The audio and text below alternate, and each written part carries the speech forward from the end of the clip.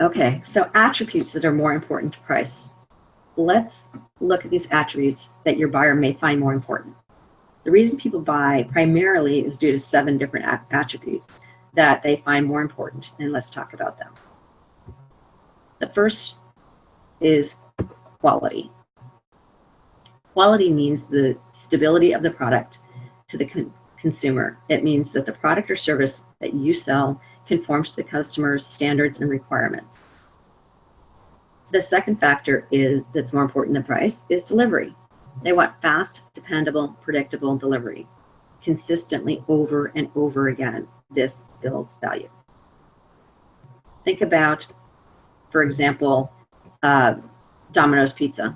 Tom Monahan, one of the richest men in America, started, I got ahead a little ahead of myself, sorry about that, started Domino's not offering the best pizza in the world. He said, I'm going to get it to you in 30 minutes or less. So his delivery was more important than his price or even his product quality. Another factor that comes up often in terms of more important than price is installation. And this comes up quite a bit in terms of technology. So installing the product with security, making it worry-free, and having a time saving is valuable to a lot of consumers or buyers. Installation, if it's easy and it's dependable, their controls can be more expensive if there's a guarantee or it's worry-free. I don't know if you've ever installed technology where you're really frustrated with trying to make the app do what it's supposed to do, or trying to make the technology software product work the way you think it will. You burn a lot of time just trying to make it work. So if your installation can be superior to that of your competitors or the alternatives, then you are moving forward. Next, you already got the sneak peek that our next attribute is service. So here in California, we have a crazy freeway system, yet people will go far for service. If they know that, for instance, a certain car dealership gives them great service, they'll make that drive, even though it's less convenient and it may or may not be the best price. Our next attribute is simplicity, making it simple. And one of those simple things is, in terms of sales in particular, is terms. And with that, simplicity may be in terms of down payments, simplicity of billing, preferable interest rates, making it easy for people to buy your product or service. And I'll give you an example. I recently updated the tech in my office. The gentleman whom I've bought from before came in. He recommended a system at $4,237. And I really wasn't interested in paying that much. So I said, hey, Cami, can you do something less? And he said, Tonya, if I do something less, in the long run, you won't be happy with it. In a year, you'll be wishing you had something different. So he said, well, let's say we just do this high-end product and you pay me in 3 payments. I thought that was brilliant. And looking back, I literally didn't even ask for that lower price quote. And when he installed, I kind of was chuckling at myself and said, tell me how you did this. And he said, I started doing this a little over a year ago, and my sales went up 10 times. And it was great for me because I'm not pitching a lot of things that people aren't buying. I'm just trying to make it easier for them to buy from me and go with the higher price offering. And he said they really do get the better price offering. And he said, not that the price is better, but they get what they need. And he said, I'd rather get what they need than in months or a year them say, you sold me something that I really didn't need. So he's making it simple for that service and product for me. The next thing is support. And that we want to think about being trouble-free. Ownership shouldn't be hard for somebody. Once they buy from you, being able to guarantee that product unconditionally for a certain amount of time, or maybe forever, we'll fix it, we'll repair it. If you have a problem, we will take care of it. People like to have that support. Thinking of support, I think about if you have to call Time Warner Spectrum, if you have a cable issue, you need to put aside an hour. It's terrible support in my in my experience. I hope I don't have anybody from Time Warner. If I do, I'm really sorry, and I'd love to talk to you about your customer support. I should have looked at that first. And in comparison, this Amazon Prime, I use Amazon for everything. If I get a product and there's a problem, there's live phone support. I can return it easily, and they follow up to see if I'm satisfied. That's great support. The next space is responsiveness. And so similarly to support, how responsive are you? And I'll tell you what people want. They want fast. They want fast response. They don't want to wait 2 days or 2 hours for support. So fast repairs, fast systems, regular callbacks. For example, I use this Zoom platform because with Zoom, they have 24-hour web assistance in the chat box. I've never had to wait ever. And if I'm distracted and I type them a question and I come back to that window later, they haven't disconnected me because they haven't seen me respond. They leave it open. And then when I'm done with getting what I need, they email me to see if I have what I need. And if I'm satisfied, they also inform my account rep so that she can contact me and see if I need anything more. It's super responsive. So if you're hitting in all these spaces in your sales process or your persuasion process, how important is price?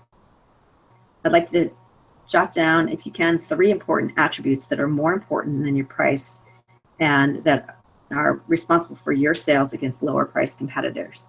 And I always go in 3s. If you can't think of 3, write the number 3 down and start with number 1, and please try to get 1.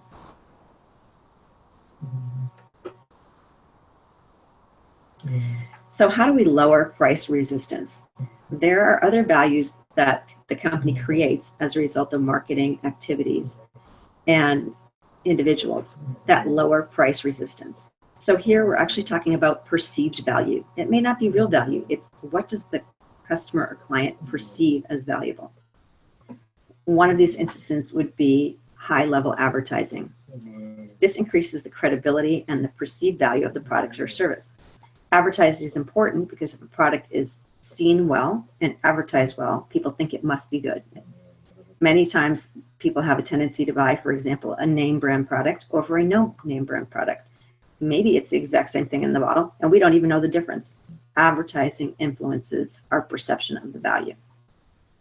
A second marketing factor that lowers price sensitivity is an excellent reputation. So this goes back to social proof in terms of our pillars of persuasion. This increases the perceived value of what you sell. For example, why is Apple so successful today? It's because everyone talks about how good Apple products are. So people buy them and they pay very high prices for them and they don't even know if it's better or not. Just because it has a fabulous reputation, the reputation speaks for itself. We're assuming it's going to be a good product. There's another factor where marketing adds value to the product and lowers price resistance, and that's good public relations. And this means that the company has a good image, the company contributes or supports to worthy causes, the company has good sales material, good artwork, good brochures. This increases perceived value of the products or services offered. Another factor that increases value is excellent salesmanship. If you're in a company where they're hiring and training top people, that ability to create good relationships increases the value of what you sell. And oftentimes, this isn't about a sales process. This is really about the relationship. And I'll say most of the time, it's really about the relationship. And all the best companies hire really nice people and they train them very well in order to be good in sales. If you are in sales and you want to know more about how to strengthen and better deliver to your customers or potential customers, write styles on your feedback form. I have specific information I can share with you in terms of recognizing how to build those good relationships and other people's styles in order to get you the best relationship with individuals. So again, I'm going to ask you to jot down 3 ways that your company adds perceived value to your product or service, or how you do. What is it that you do differently that makes your product or service more desirable?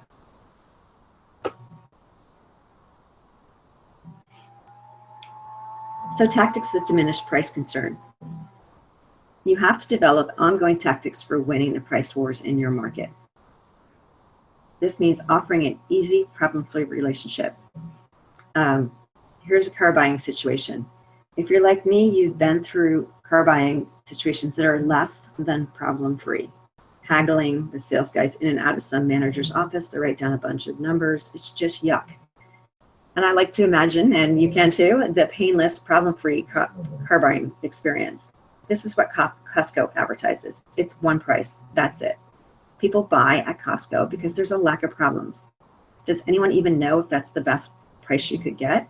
I'm personally skeptical, but I think that the idea that it's problem-free gets people to the point where they don't even necessarily care if it's the best price. They just don't want to go through the rest of that problematic process. And so problem-free wins out. Number 2, you can emphasize your reliability and your dependability and the way that you do things quickly. Customers love it when you can do things fast. We've said this before. The best words you can use to increase your sales and your customer satisfaction are the words, sure, we can do that right away. If the customer says, I need this or I have this problem, you make sure it's taken care of right away. You call them back right away. You have someone sent out right away. You make sure that they get what they need in a fast, reliable, dependable way. This is tremendous for customers in a time where people are super impatient and we want everything done 3 minutes ago. Number 3, being consistent and predictable at all times. The most important value you can add is to offer consistent value, consistent quality, and consistent prices. Think about, for example, Walmart. It's one of the most successful retail businesses in history. Do they offer the best product? Maybe not. Why are they successful? It's because you know what to expect when you go there. Similarly, McDonald's. Is it great food or simply consistent? It's not great food most of the time. In my experience, you can eat better and sometimes for less if you eat at home. And so why do you go there? You go there because you're on the run and you know exactly what to expect. It's going to be predictable and consistent. It's going to be fast. So the next aspect of tactics that diminish price concern are just really having that ability to quickly react to the needs and concerns of your customers. So no company is 100%. And how do you react if something isn't quite right? If you can react quickly to customer concerns, you're going to build great loyalty. You cause them to come back over and over.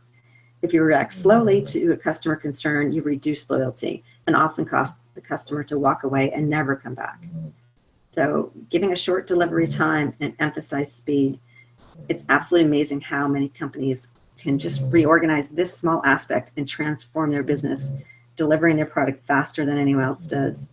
Think about Amazon Prime. I love Amazon Prime, 2-day delivery. Who wouldn't want that? I don't even know if they're less expensive than anywhere else. I just know exactly what to expect. I know they're consistent.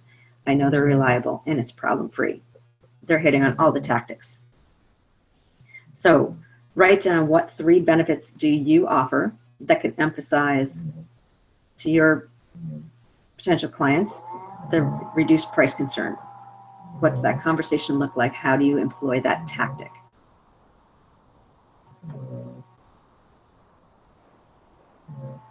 Continue on tactics. Another way to sell on non-price issues is to demonstrate your knowledge and competence. We're talking here about the authority pillar of persuasion. If you know more and are able to impart more about your product and service, or you're able to educate them, it helps your consumer to understand there's a higher value in buying from you than buying from someone else who may be less knowledgeable, who may be less of an authority. Be a consultant to them, be an advisor to your customer. You'll teach them how they can benefit. You're addressing here again their dissatisfaction and you're fulfilling their vision. This dramatically raises the perception of value and lowers the concern about price. Making yourself regular and predictable on your sales calls and your follow-ups. If you say you're going to be there or call them on Tuesday, do it. Once they buy from you, ask them, how often should you stay in touch? If they tell you they'd like to be called in a month, please don't call them in a week, and please don't call them in 2 months.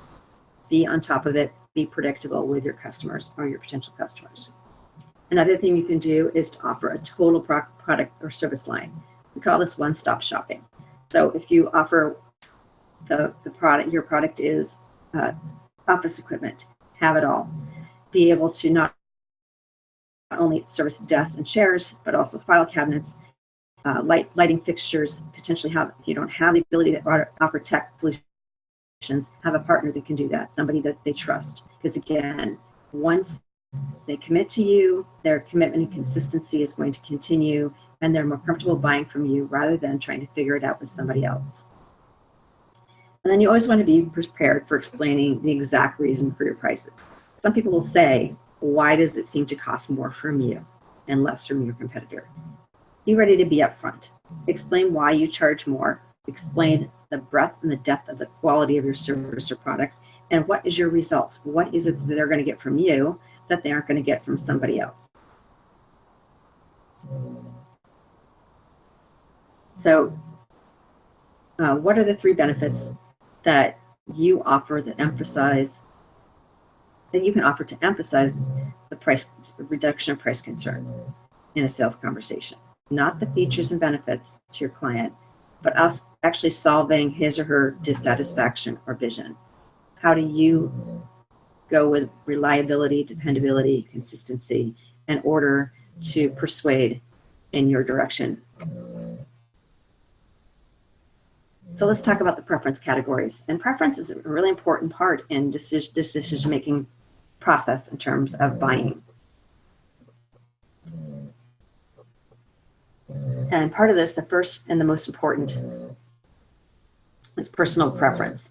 People pay more and value things that they like and feel better about, things that give them an experience, things that trigger emotions. Let's just take Disneyland, for example. It's the most expensive theme park in Southern California, but people go back dozens of times. Many go back multiple times a year. Why do we do this? It's because they know what to expect from Disney, and the reality is it's making their customers emotionally happy. It's providing an experience that doesn't matter about the cost. We do this in healthy times of economics, and we do this in down times. It's our splurge. And you could say the same for the Dodgers or the Lakers, right? Another type of preference is what is called operational preference.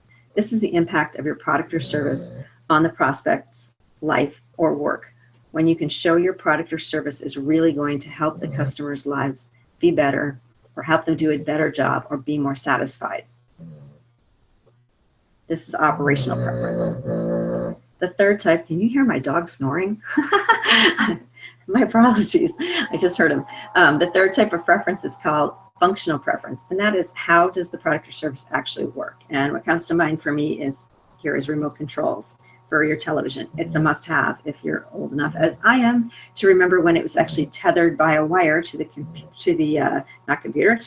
television. Yes, remote controls were actually tethered. We didn't lose them then, and that was kind of a good thing. But we got the cordless, and not so long ago we got universal remotes, meaning no more remote for television, cable, sound system, etc. We got it all in one. And of course, now more recently, there's an app for that. We have apps that can not only control the TV and cable, they also control turning on the lights, the heat, turning on your hot tub. I can play music outside in my TV from inside on my phone, even if I'm not at home. And so for here, there's an interesting functional preference. Does that cost me more? Did I have to buy the new phone when that came out? It really did influence my decision to buy that phone sooner than later. So we have a few more preference categories in here. I'm sorry, I should have mentioned the last was in we were looking at a golf store, and if you are a golfer, you may have a particular preference for a Ping or Callaway or something different. And if you are a clothes shopper, you can see the sheer number of jeans available and t-shirts, and who knew there are that many different types of jeans. So where the preferences come in? And I think many golfers and many folks buying jeans would say that the result needs to be tangible. So if it fits well and you feel good in it, the result is you're actually getting what you want. So with the result preference, in other words, what does the customer get when they use the product or service? If you can get the result that people want, you look good, you feel good in those jeans, they're going to buy them even if they're more expensive, and they're going to buy that product again and again. Another factor is in preferences is what we call the preference.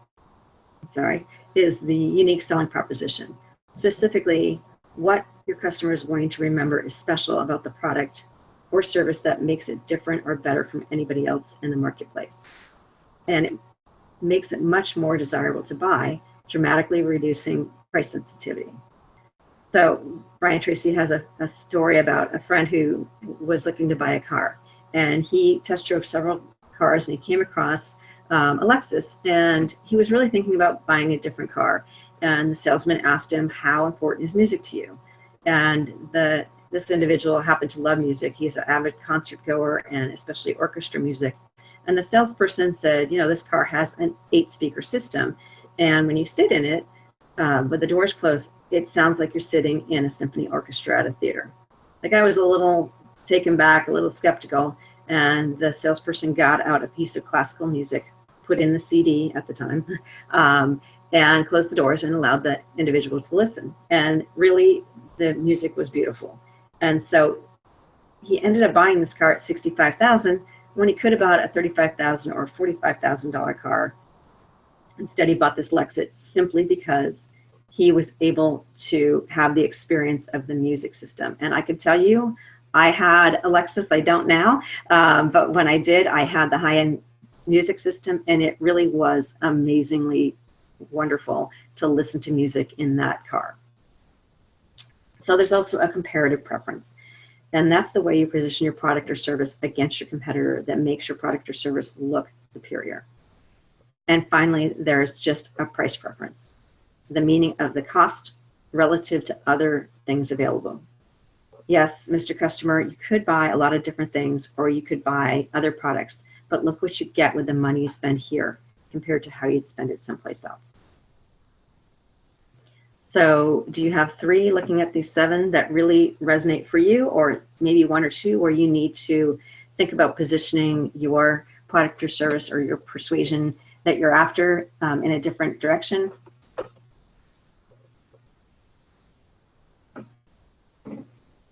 So finally, we have perception, and that's a bit of what we're talking about. Your clients may perceive that an iWatch is superior, or they may perceive that a Rolex is the right thing for them. Significantly different. And how do you position yourself in this respect? How aware are you of their preference?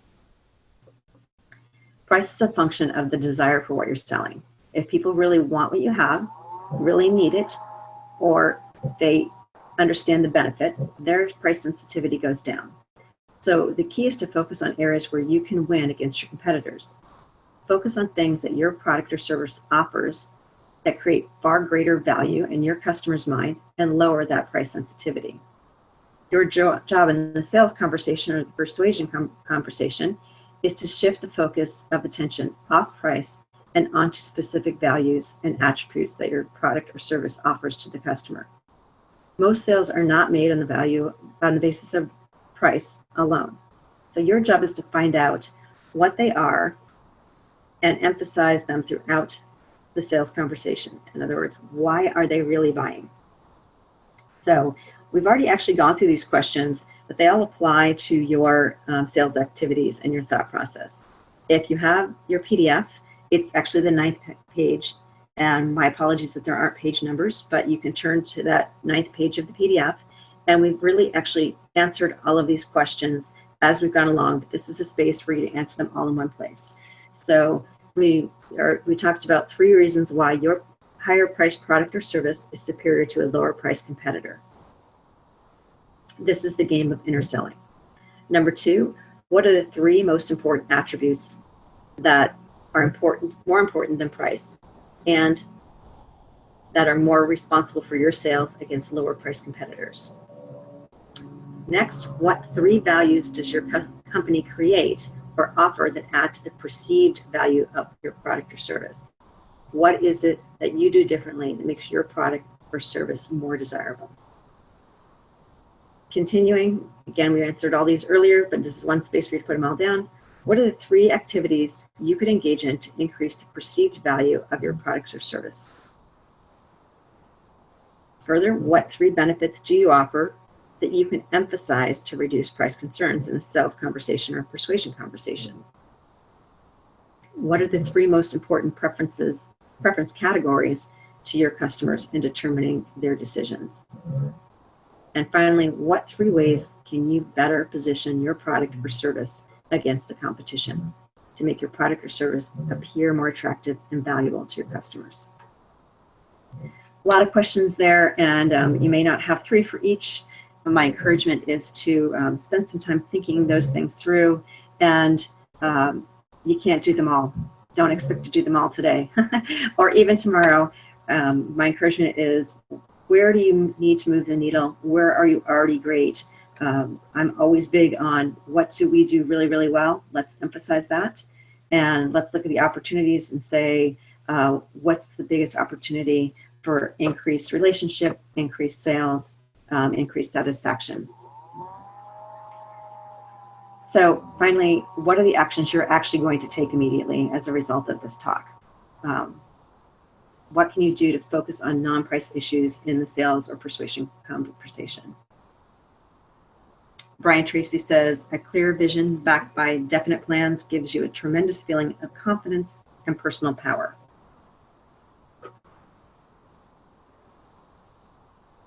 So on this same sheet of paper, please write down your 3 actions that you can and will complete today.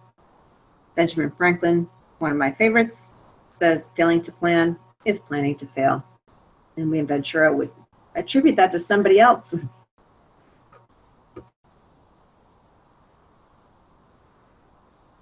So my way of saying thanks for you coming today and for returning the feedback form to me is I'm happy to give you a copy of today's recording, and also to give you any other materials you're interested in. A couple of things we talked about were in terms of if goal setting is of interest to you, I'm happy to share my 10 goal white paper. If you just write goals, and these words aren't magic, so whatever it is that gets you to what you have a question for, please write it down.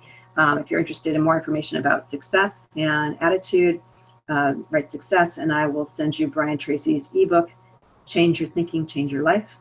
If profit is of interest to you, write profit, and I'm happy to share more information about how to increase your profit in terms of the profit formula, and in that same space in terms of the way to wealth overall, the 3 formulas. If you write W2W or way to wealth on your form, I will send you Brian's workbook on wealth building in an incremental way. So there's my email address. It's also on the form. I will email you the form as well. I did provide it in the Dropbox, but if email is easier for you than Dropbox, then I'm happy to provide it in that way. And happy to answer questions at any time. And I look forward to seeing you on the next webinar. Thanks for coming, and have a fantastic Thursday.